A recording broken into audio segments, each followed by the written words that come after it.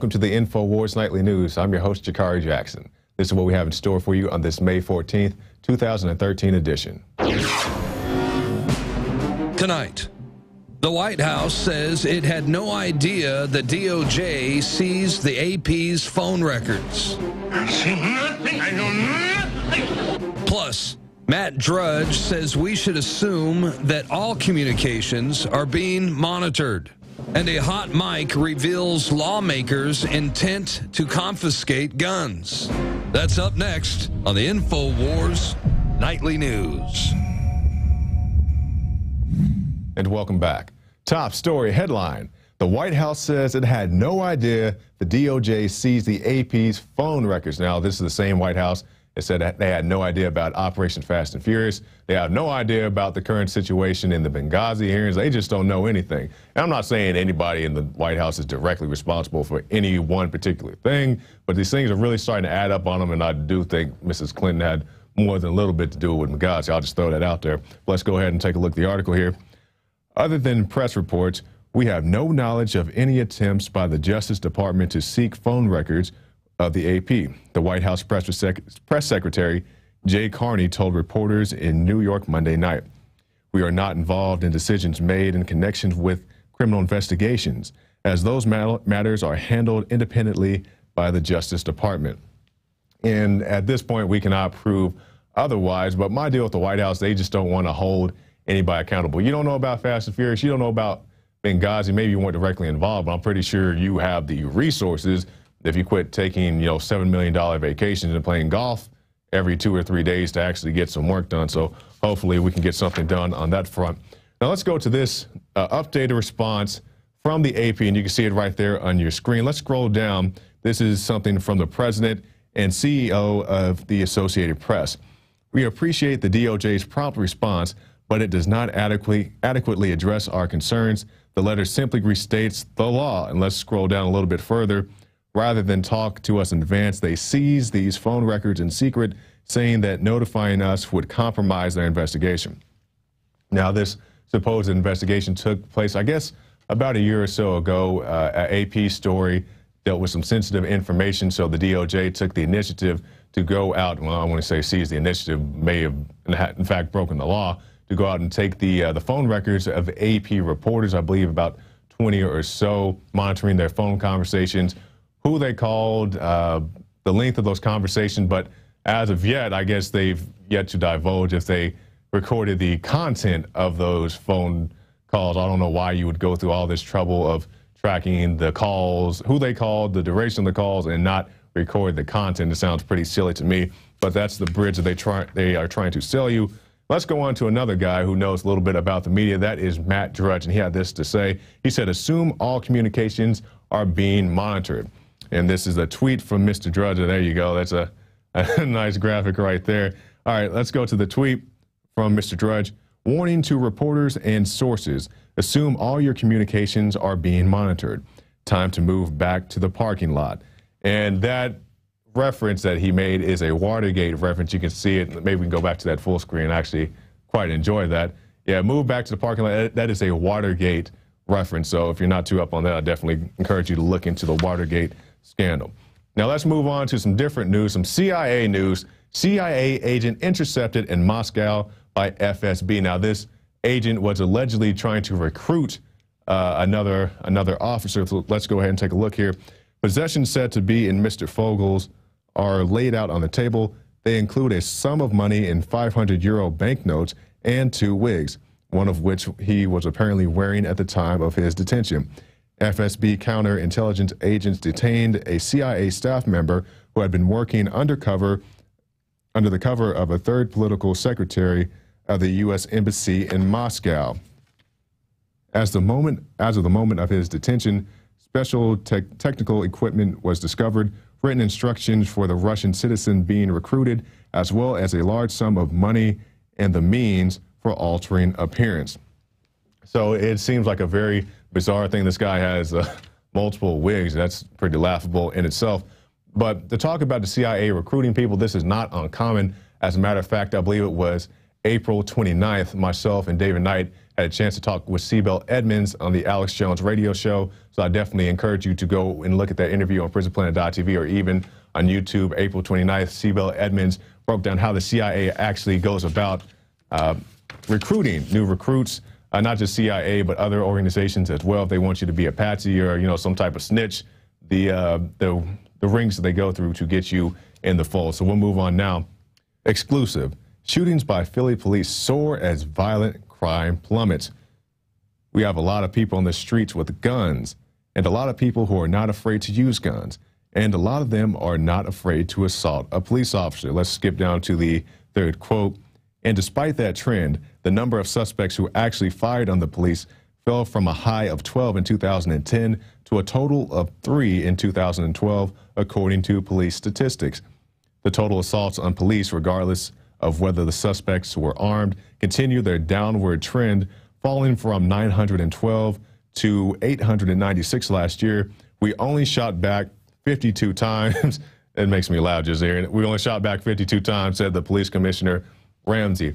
Now, that was just a small snippet of that article. You can go and read it for yourself. And Mr. Ramsey says he does not like being compared to other cities such as Chicago or Dallas or any place else, because it doesn't take in the totality of circumstances of why his officers firing back is so high. And I can understand that to an extent. Maybe there are just more people armed in this city. That is a possibility. I doubt they have more guns in Chicago, but hey, you know, whatever the case, or at least the criminals have more guns, I should say.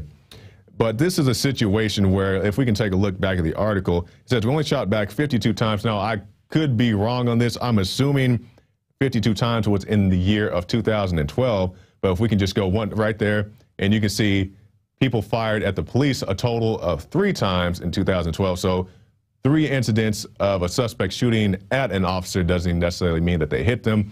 But then we go down to the bottom, and they shot back 52 times.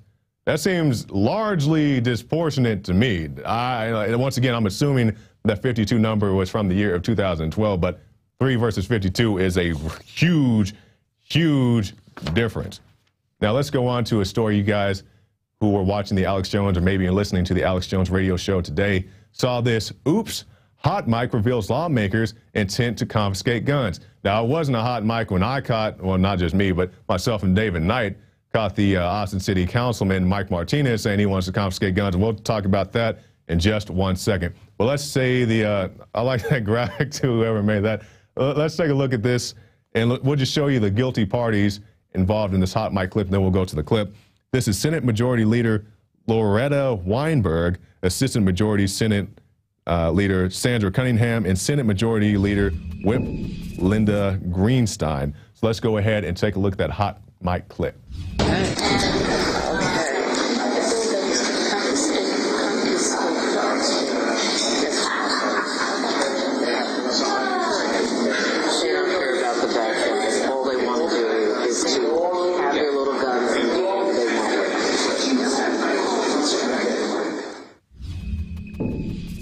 Wow, okay, so they said it straight out. You know, we want to confiscate. And yesterday I had a chance to go out to the Texas Capitol building, talk to some great patriots out there, people who were concerned about their Second Amendment rights. And one of the things I asked them, I said, hey, how do you feel about not Austin Police Chief? He's not in favor of gun confiscations, at least not yet anyway. But Austin City Council member Mike Martinez saying that he wants to confiscate your guns and make the gun ban legitimate. And this is what the people had to say. My name is Michelle Prescott, and I'm the founder of Texan Gun Rights. And I'm Tammy Kuntz, and I am the co-founder of Texan Gun Rights. This event here today, this is about getting our legislators to do what they need to do. They need to get these bills out of the committee onto the House floor so that we can have a vote. HB 700, which is the open carry bill. We have the Senate Bill 182, which is the campus carry bill. And also HB 3218, which is really a biggie because that one, in a sense, would null and void all gun-free zones across the state of Texas. My name's Drew Springer from Munster, Texas, House District 68. I authored House Bill 3218, which deals with CHLs anywhere, meaning if you have your CHL, you should be able to carry concealed anywhere in the state of Texas. We see the new technology, the 3D printed gun technology. You're familiar with that? that? Yes. Okay, now do you think that's covered under the Second Amendment? I think so. I mean, again, it's an infringement issue, and he's free to do anything else he wants with that technology. When it comes to the 3D printable firearm, technology needs to keep up with, you know, what's happening, and the police they need to keep up with what's going on. And if they can't keep up, then that's on them. And what are they going to do? It was downloaded like 100,000 times, and it's on 23,000 different websites. I mean, there's no way stopping it now. The printable is so new right now that we don't really know what's going on. But my understanding is that that is actually going to be more expensive to actually do that at home than to go buy a gun at a gun store. Well, were you aware that Austin City Council member Mike Martinez said in a recent speech that he wants to make the gun ban legitimate? First of all, to the gentleman that's dying for attention, someone needs to inform him that there is no gun ban currently. But because of the work that we're doing here today, we will make your sign legitimate shortly. I saw the YouTube of that, and it made me want to get in my car and drive down here and just try and talk some sense into him. But at that point, when a person is that far gone, there really is no talking any sense to them. He can't do that. That was settled in 1795. We've already fought for that gun right. I think it's silly. I think everywhere you look, from the FBI statistics to just comparing places that have gun bans, shows that they don't work. Councilman Martinez needs to focus his attention on relieving traffic off of I-35 and keep his hands off for our Second Amendment rights. We want to vote now! We want to vote now! We want to vote! We want to vote! We want to vote now! We want to vote now! Now, did you know that on July 4th in Washington, D.C., they're going to have a armed march with people carrying loaded, I stress, loaded rifles strapped to their backs? Yes, I do. How do you feel about that, and would you participate in something like that if you could? I'm not going to say whether I'd participate about it. I've been thinking it over in my head, but I do support it. It takes a certain type of people to make that type of message. I think Adam Kokesh and all his supporters are the right type of people. I'm interested in going to Washington, D.C. I don't know about the ammo. The Constitution says we can carry weapons. It doesn't say loaded or unloaded. But I prefer not to go loaded. I feel we should be able to carry them anywhere at any time. However, this particular situation you're talking about, if I could participate, I would. Currently not able to, but I support everyone doing it. I'm in the same boat. I mean, as far as I feel about it, loaded, unloaded, what difference does it really make? You know, the same boat as him. If I could go, I would.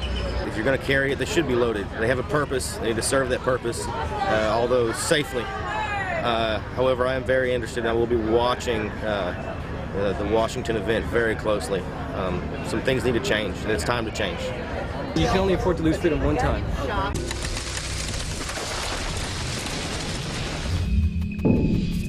And that was yesterday in the city of Austin, and we've had a lot of activity in Austin lately, a lot of gun grabbing and well wishes to gun grab. You saw Mike Martinez in that clip, many other people with his sentiment of you don't need a gun. So we had a good crowd, about 50 or 60 so people out there on a Monday, people out to take off work, come to their lunch hours, but we're glad that they came out regardless, and keep fighting for your Second Amendment rights wherever you may be.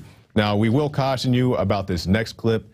It is very graphic. If you have young children or if you're disturbed by disturbing images, you definitely may want to avert your eyes for a second. Just listen to the headline: CIA cannibal eats dead Syrian soldier's heart. And we definitely mean that. You can see it right there on your screen. The CIA-supported Free Syrian Army has produced a video showing Abu Sakar eating the heart of a dead Syrian soldier. The NGO Human Rights Watch claims the cannibal Sakar also participated in the indiscriminate shelling of Shia villages in Lebanon, Beqa's Valley. So definitely some hot content right there, and definitely don't want you to be disturbed by that. But that's what's going on. That's what your tax dollars are funding. Every time you hear Obama or even Mitt Romney was talking about, we have to support these Syrian rebels. Those are your Syrian rebels, these cannibal guys. So that's what the Free Syrian Army is, your Syrian rebels. So just keep that in mind. Now we're going to segue from eating hearts to something else that may be equally disturbing. We're going to take a look at the Women's Deliver Conference. This is a global conference that's going to happen in Malaysia. And you say, well, what's wrong with that? If we can just freeze frame right there, and we'll show people some of the activities that are going to be going on. Well, first we have the Global Forum on Cervical Cancer Prevention. Okay, healthy birthing, okay, and saving mothers, giving life. Now you say, well, that doesn't seem too sinister. It seems like it may be something good. As a matter of fact, you bring grandma and little baby and everybody learns some good things about their reproductive health. But let's go on and let the video play, and we'll take a look at some of the other activities going on. All right, now let's freeze framing right there. Let's see, from dialogue to action on safe abortion, making safe abortion care a clinical reality, safe abortion in humanitarian settings, and using research to make a case for investigation in safe abortion care. Now, you may have your views on abortion, and I'm sure you do, but it looks to me that this conference had more than a little bit to do with abortion. And this is actually something I got off the tip line. Show tips at Infowars.com. You're welcome to submit your tip there as well. To me, it looks like a big abortion love fest going on out there in Malaysia. And people say, well, why is this important? Why are you even taking the time to comment on this? It's my understanding, like I said, I didn't have, a lot of time to look at this. We just got it today. But from what I understand, there are supposed to be some very prominent women of influence in various areas attending this conference. And while I've not been able to attain the actual guest list, when this conference does happen, if the guest list is revealed, or if you just happen to be in the area, maybe you can do a Bilderberg-style report out there with your camera trying to see which women actually show up to this, and then, hold them accountable for supporting such activities as you just saw.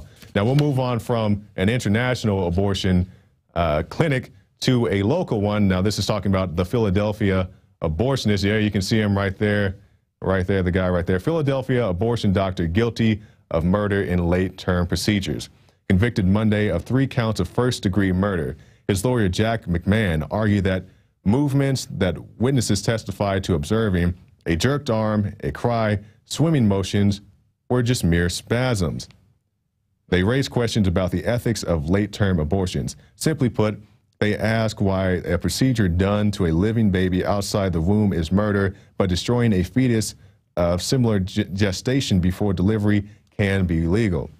And we just subjected you to the images of somebody having his heart ripped out, so we're not going to go into all the gory details of this particular abortionist. I do believe there is some hidden cam footage, as well as some testimony of some other things he was doing and had going on, so you can go deal with that if you think you have the heart for it. But we'll move on now to our last story of the night. Biotech's next big disaster, seeds that emit multiple pesticides. What's wrong with eating corn that has the pesticide in it? Well, think about this. Pesticide is designed to kill, correct? You say, yes, it's designed to kill bugs.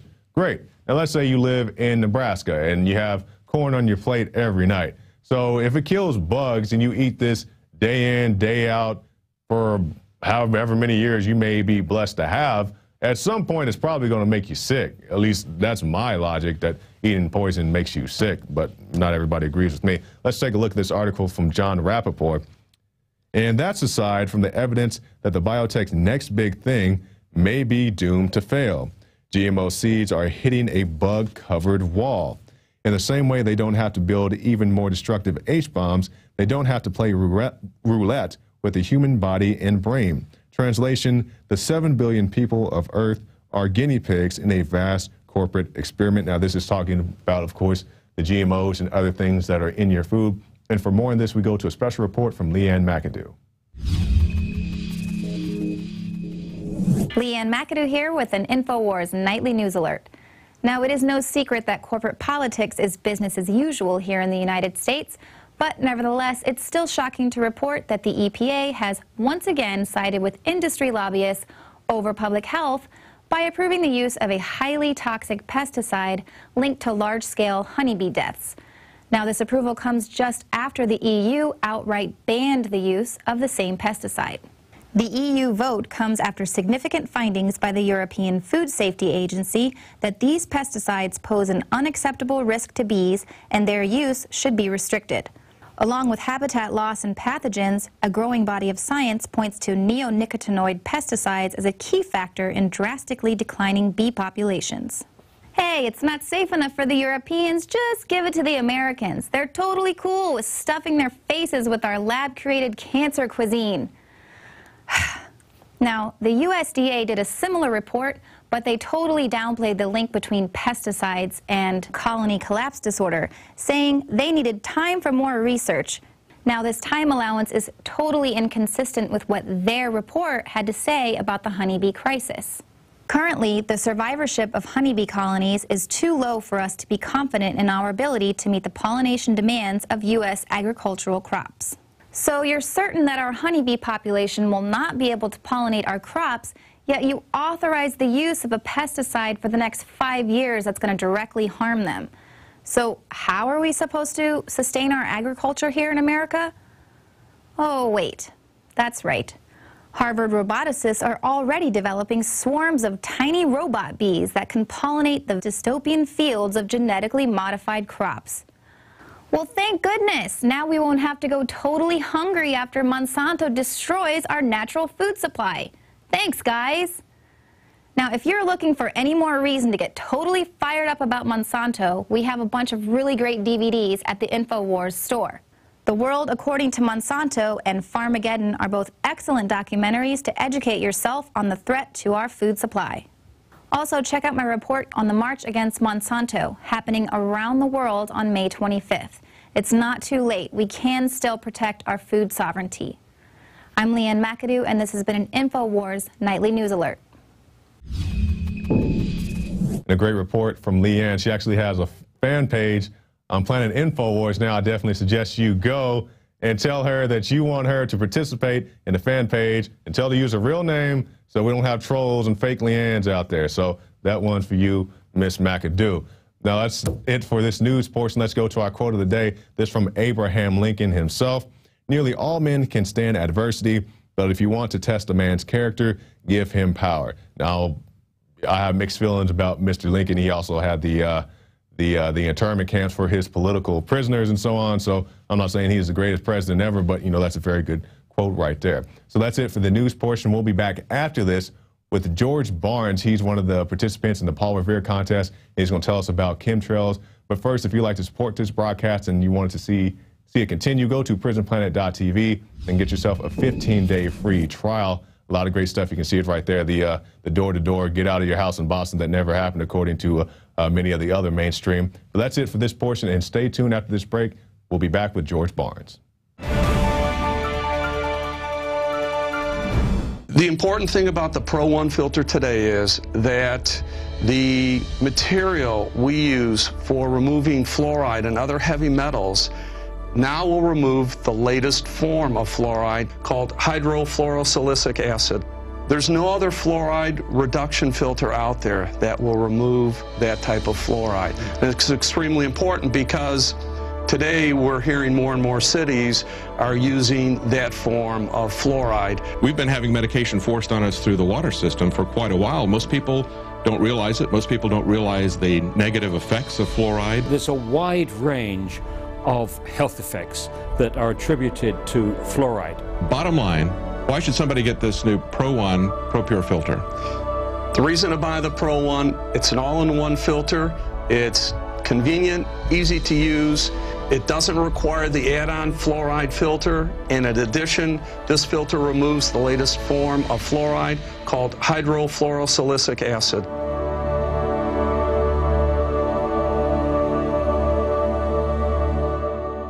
I'm Darren McBreen, and these are some of the new items that are available now at InfoWarsShop.com. Alert the public to Obama's blatant abuse of power with the new Obama t-shirt. Obama's Joker face on the front and come and take it on the back. It's time to publicly call him out for what he is, a tyrant. Defend the Second Amendment with our top seller Come and Take It t-shirts. And look at that, women's cut tank tops and t-shirts now available. Nice hat. Plus the Don't Tread on Me flag. And now you can become a micro distributor of the InfoWars magazine. Plus, get your own copy delivered right to your door each and every month. And if you're tired like I am of you and your family being exposed to polluted drinking water, get the Pro 1 high-performance water filter. It gets rid of all pathogenic bacteria, cyst, fluoride, heavy metals, and numerous other contaminants. So join the revolution at InfoWarsShop.com.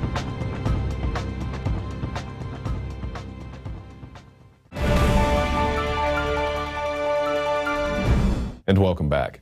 Our guest tonight is George Barnes. He is a participant in the Paul Revere Film Contest. Now, definitely want to inform everybody that contest has ended as far as the submission, but we're still reviewing the submissions that we've gotten in the proper format and in the proper time of the regulations. Now, I want to caution everybody that we have not selected any finalists from the Paul Revere contest. This is just one of the standout entries that we got. So without any further ado, let's go to our contestant tonight, Mr. George Barnes.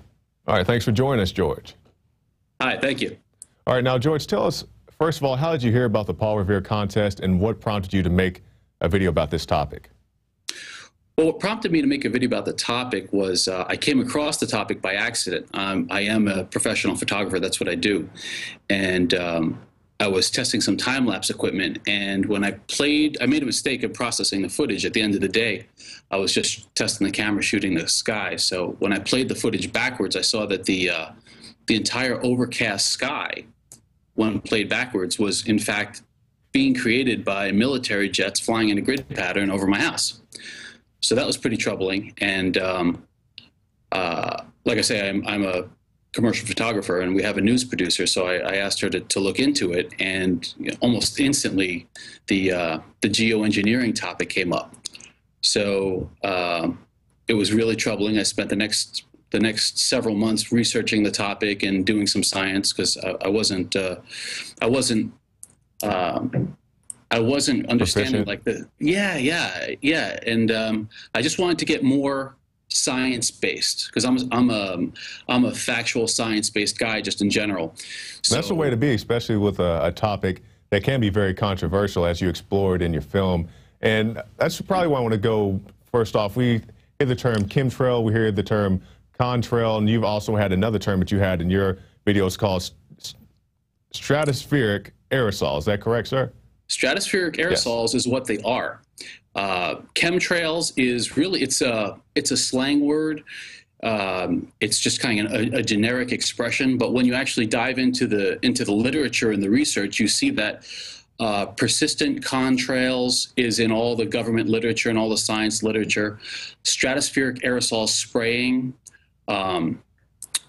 climate management, solar radiation management, geoengineering. These are all phrases and programs that are, supposedly experimental. But of course, everybody knows when you're experimenting, you actually have to do something to experiment. So that's what kept coming up, was the geoengineering, the factual side of the science, what creates persistent contrails. And that was the road that I went down, because that was what was really interesting. What's the variation between a regular contrail and a persistent contrail? And everything that I came up with all linked back to climate change. The administration's always discussing climate change, climate change, climate change. And geoenginering creates climate change. Let's talk about climate change for 1 second, because that's a very controversial topic within itself. Aside from the chemtrails or whatever you may phrase them, people say, well, you can't modify the weather. If we can go back to that document, Cam, I know you can't see them on your end, George, but we have a few documents here. This is from BBC News. This is July of 2012. Why won't the UK make the sun shine for the Olympics? Make the sun shine. I'll move on here to another one. USA Today, rain out. China aims to control Olympics weather. That talks about some cloud seeding as well. LA Times, China plans to halt rain for the Olympics. So these are some publications that people view as being very credible. I've had my issues with them in the past, but let's just say this is a good, credible information here. So that just goes on to show that there is weather modification. Yeah, well, there definitely is weather modification. It's in the scientific literature. If you look at, there's huge debates about the governance of geoengineering. I mean, it's a real program. Weather modification is, in fact, a program. There's some companies, there's a company, Weather Modification Inc. in the United States. That's what they do, weather modification. So it's not a question of whether or not we have the capacity to change the climate. The fact is that persistent contrails, whether they're chemically enhanced or otherwise, do change the weather. So the climate change is human caused. So the geoengineering is just an enhanced method to block out the sun, to there's all types of conspiracies as to why they're doing that. And it's really a shame that the administration's not just coming out and educating the public as to what they are trying to do, but the visual evidence that we've seen since I started this project has just been overwhelming. There is no doubt in my mind that it's taking place. And all somebody has to do is go outside and look outside and ask their grandparents, hey, grandma, grandpa, did it look like this when you were a kid? Was the sky that dark? The estimates I heard was the Earth is now 20% darker than what it was in years previous. That is correct. And, you bring up an interesting point. If you look on the homepage, the thumbnail of that school, that Roosevelt Elementary School with the trails coming off it, do you see that? That's what the thumbnail of the video is. Take that school, for example. I went to that elementary school. My daughters went to that elementary school. My father went to that elementary school. My grandfather built that elementary school. Those are new.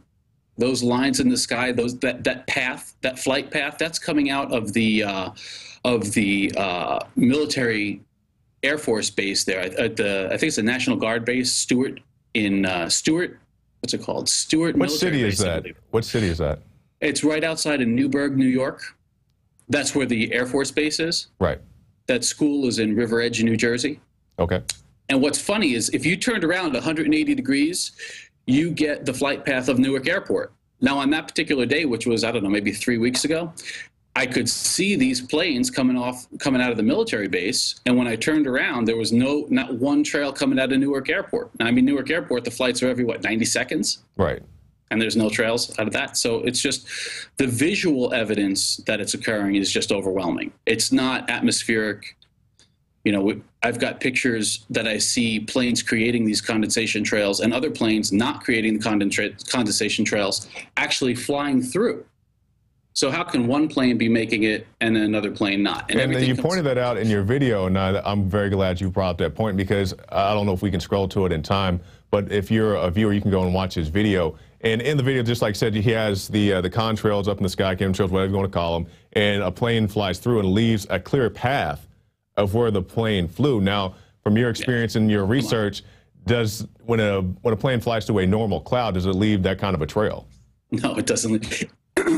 And if it does, it's for a second. It's more of a wash if it's flying through a normal trail. Right. But these planes went through, and the trails were there for 20 minutes, 30 minutes. It's just not. It's not a real cloud. I don't know what else to say. It's an artificial cloud. Yeah, we are creating artificial cloud cover. There's no question in my mind. Exactly. Just like I said, all you have to do is go outside and take a look. We're here in the city of Austin, and I was driving downtown yesterday to cover a report, and I looked out, the cityscape, all the skyscrapers out there, and I was like, oh, the sky just looks dirty. It's these contrails in the city of Austin where they trail pretty heavy. Yeah. One of the things I was told when I came to Austin was, if you don't have allergies, you'll probably get them pretty soon. I was like, well, why does everybody have allergies in Austin? I'm not saying it's just this one particular thing, but heavy chemtrailing within the city of Austin, Texas. Heavy. And, since I launched this app, I'm getting an amazing amount of people from Texas and also Indiana and Illinois, which I was not expecting at all, but I'm getting an overwhelming response from those states. So, it's new. People are seeing it, and they're, it's not something that was always there. It's not a natural phenomenon. I mean, it can occur naturally in very, very specific climate situations, super saturated, very cold, high altitude. But what's happening, if you look back in the literature, is all of these chemical additives are changing the ice nucleation point. It's changing the point that it can create the clouds. So it's enhancing the manufacturing of clouds, which is, horrifying. You're going to block out the sun? That's terrible. Yeah, it's just like, what's that movie, The Matrix, the first Matrix movie? It's getting a little sci-fi, but they black out the sky to kill the robots, because I guess at the time in The Matrix, the robots were solar powered. So that brings me to another point. Why do you think they're doing this? From your research, why do you think they would go out and purposely spray these aerosols into the air? The research seems to indicate that they're trying to deflect the sunlight to combat global warming, and actually combat, really, if you really dig into the research, it looks like it's to combat the CO2 dumps and the CO2 emissions from aviation, because the aviation industry, as I've learned, is now taking exactly the wrong things, the most dangerous parts of carbon, and putting them in precisely the worst place in the atmosphere and in the stratosphere. So the objective is spraying these artificial clouds beyond that, theoretically, to prevent the warming, the sun's rays, the light's rays coming through. So they kind of bounce off, the sun rays bounce off this reflective material. That's what the theory is. That's the theory behind geoengineering, and that's what John Holdren speaks about. That's in our film. He's got that clip, and he talks about it. The multiple problems are, A, the chemical components are toxic, and they do only stay in the sky for so long. The patents have them as up to 1 year. Up to means, you know, whatever. It could be a week, it could be a month, it could be a year. And the other problem is, the evidence is showing the more they're doing it, the warmer the planet's getting, specifically at night. So when the sun comes out in the morning, they start to spray, the heat comes in for the day, the sunlights come down through through the artificial clouds, and they can't escape. The planet can't cool at night. And if you noticed, it's really interesting. If you notice, the cool nights are now fewer and fewer and further in between. It's not a huge difference, a couple degrees, but the nights are no longer cooling off. And a lot of the science points to the fact that we are, in fact, trapping the warming and not allowing it to outgas into outer space and allowing the planet to cool out. Now no, go ahead. Finish your thought. Yeah, just from this artificial cloud cover that's being created. Now, you touched on this a little bit earlier when I said we have heavy chemtrails here in Texas. Are there any particular locations where this seems to be done more often, not just here in the U.S., is it done worldwide? You know, I have to tell you, the Paul Revere contest was really my motivating force to create this film and to actually finish it and make it into a film rather than just a series of segments and a research project. That was just a personal research project of mine because I'm, exceptionally concerned about the issue.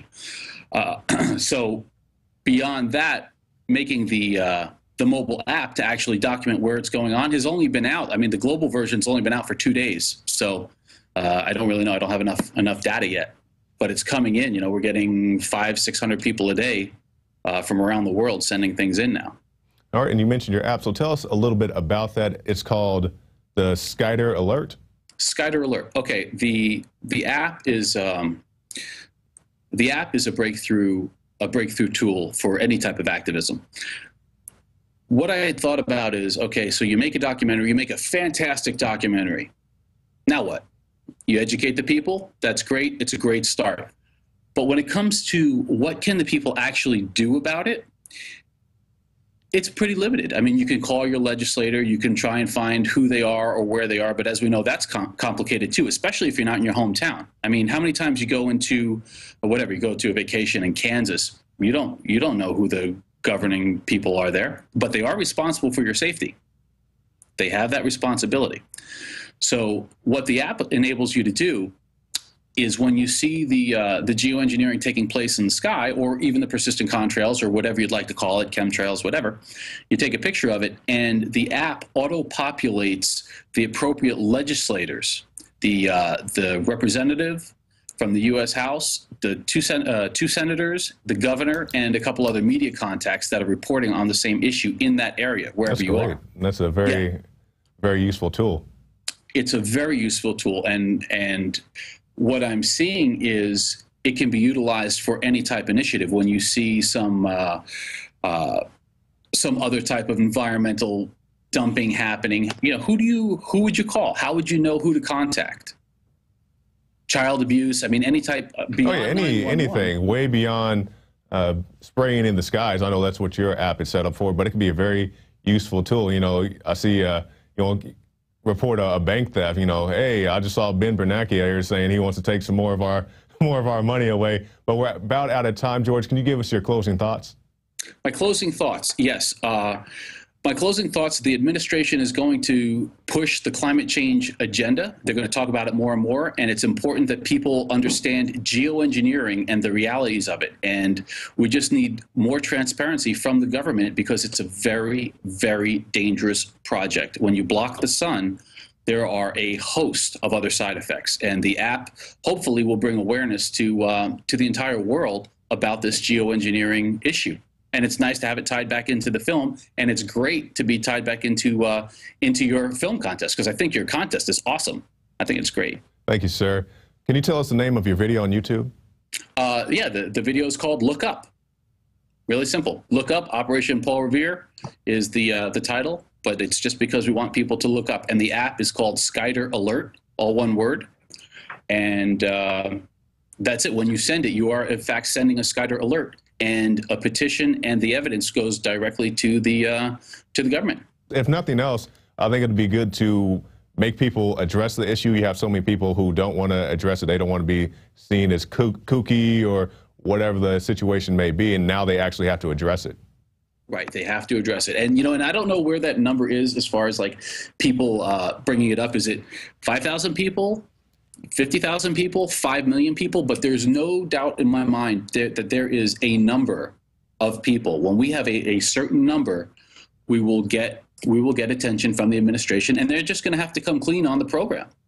And it's a military program, very, very scary program. I mean, it's terrifying. And I saw it wasn't on your piece, but it was one of the chemtrail videos I had a chance to watch, and it was a meteorologist, and he said he used to be in the military, and he said, when I was in the military, they ran drills like this where they dumped chaff up into the sky.